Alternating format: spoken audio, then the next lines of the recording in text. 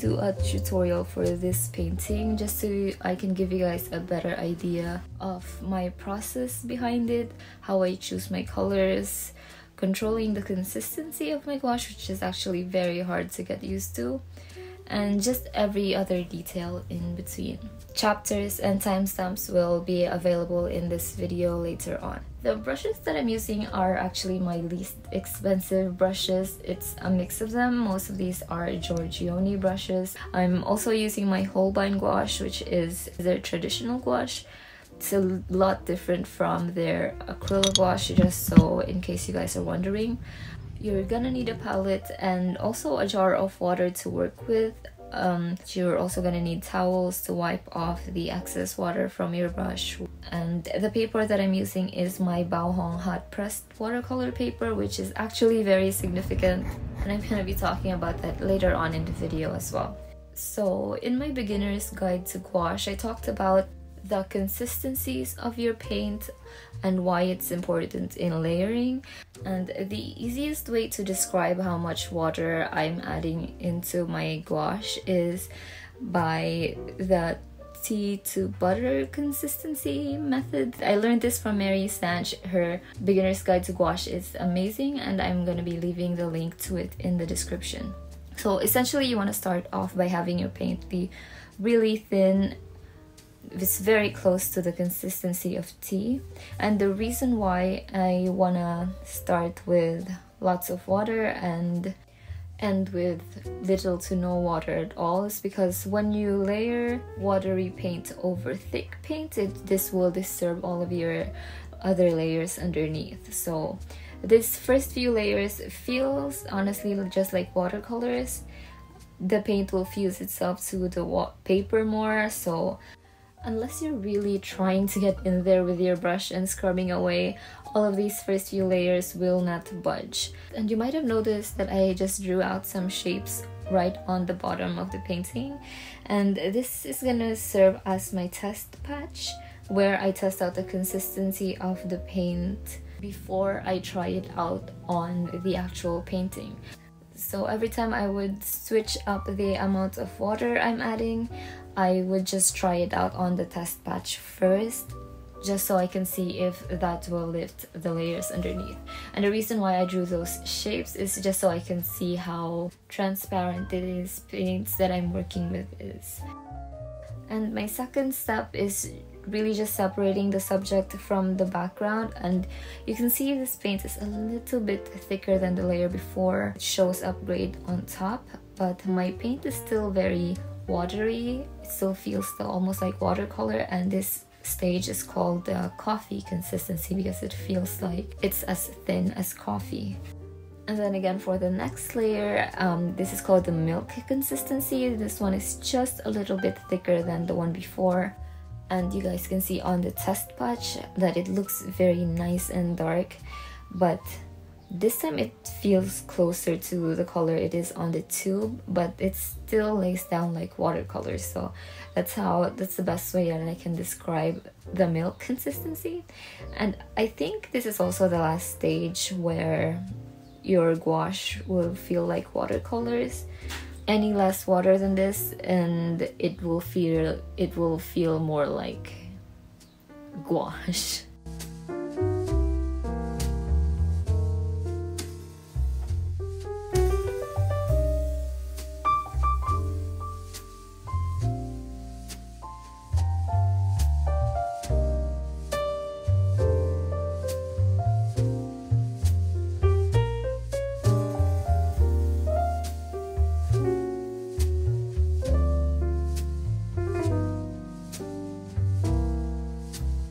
So now that I've laid out the most basic shapes of the painting, I can worry about mapping out my colors. And throughout most of this, my paint is in the cream consistency, which is just when the gouache feels more opaque, but it will still flow across the paper. Unlike with butter consistency, when it will start to feel like it's dragging on top.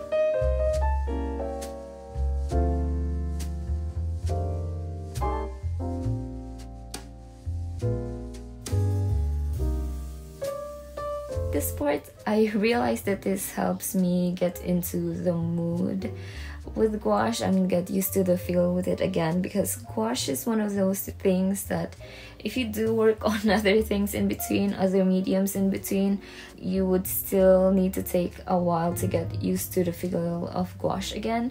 I just don't think there is any other paint that feels like it. And I really want to talk about this test patch because it's so helpful. Not only did I use it to test out the thinness of my paint, so whether it will move the layers underneath, whether it will disturb them, but also this will help me see what the colors actually look like, which is different from when you're painting with them to when they dry. But while I was on the stage, I decided that I really didn't like the sketch too much. I wanted to change her face up a little bit more. There was nothing wrong with the sketch, I just felt like I wanted her to look more, I'm not sure if that's the right word. So you can see that while I'm doing this, it's the same consistency throughout, and that doesn't disturb the layers before that because I don't really have excess water on my brush. So if you do accidentally have too much water on your brush, you can actually dig all the way into your very first layers, which is so scary, but that's just how temperamental a medium gouache is. So after I decided the structures of her face, I actually had to go over it with pencils again, just so I can really cement the kind of look that I wanted for the features of her face. And I'm just using my regular pencil to do that, and I'm not worried about it showing up so much just because during this time I'm not adding a lot of water to my paint, and I'm working with opaque paints that will cover those pencil lines up later on.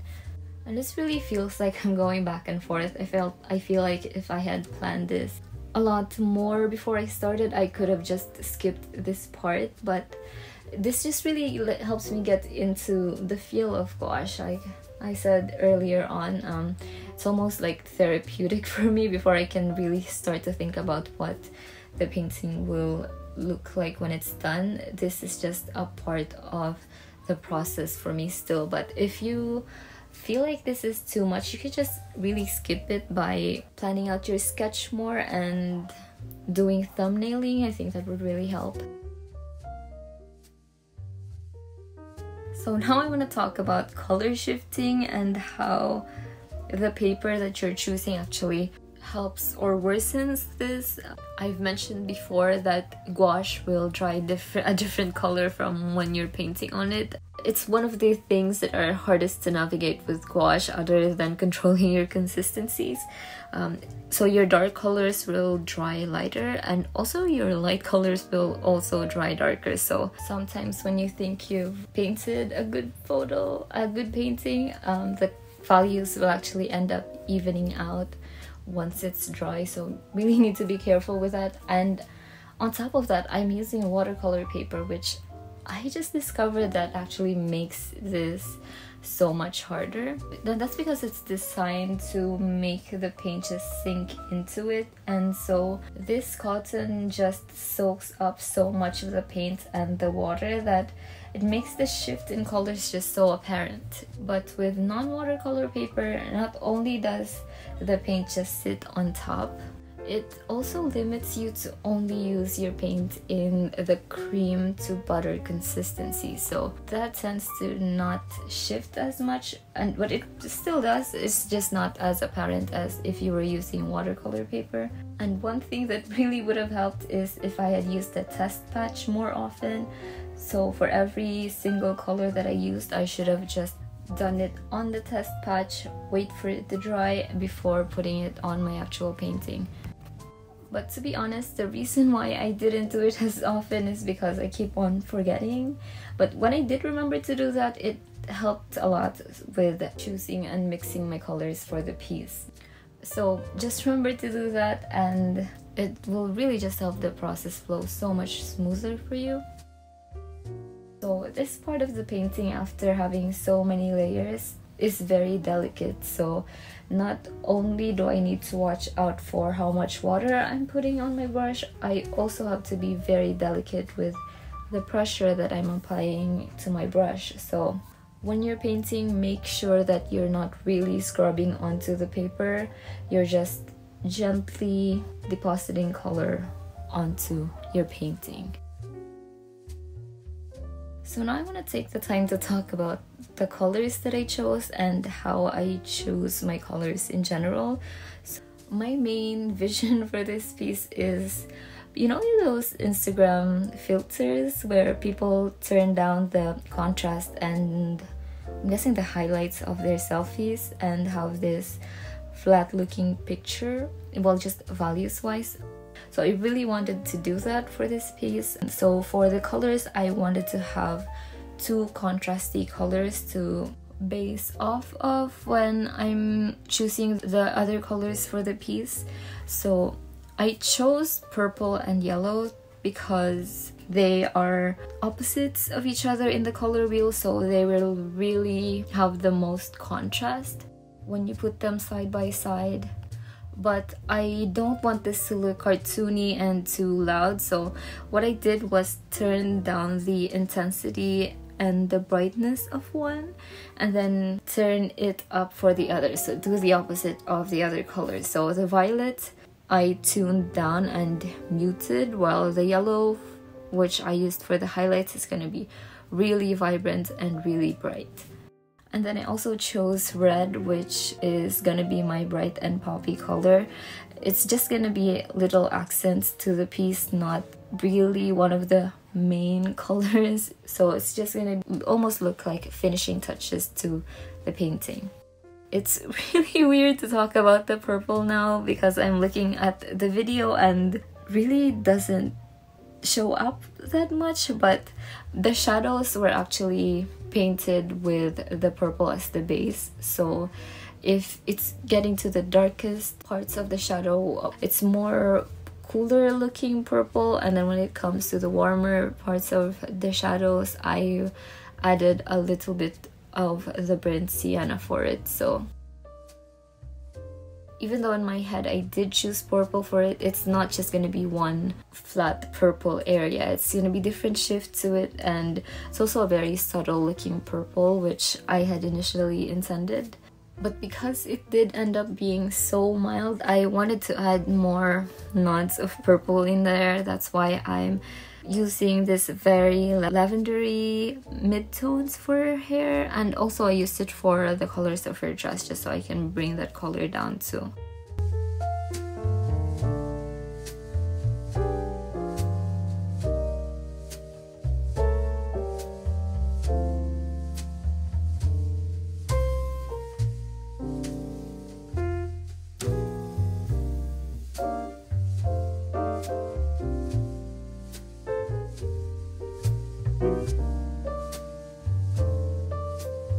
And I went a little overboard with the background and just covered the whole thing with this very bright, very warm red. It's my favorite shade of red, but it's too bright for this piece, so I'm gonna be painting over it later on. But for now, I just loved doing the highlights. It was just so satisfying to do this. It felt like finally everything suddenly made sense after this. So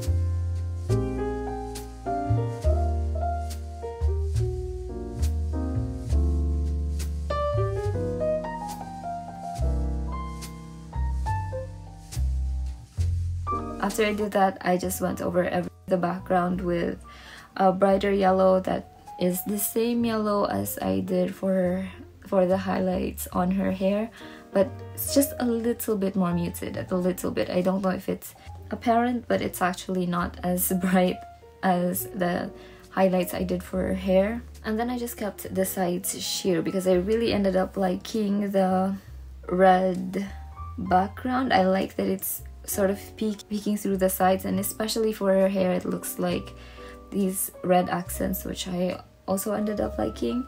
But yeah, that is it for this video. Hope that it made a lot of my process make sense. I wanted to have a more piece-centric tutorial that it's detailed in my description, just because sometimes when I watch videos the painting process, where people talk as they're just painting, actually end up helping me more than general tutorials. So I hope that is this video for you guys. Thank you for watching, and I will be seeing you again soon.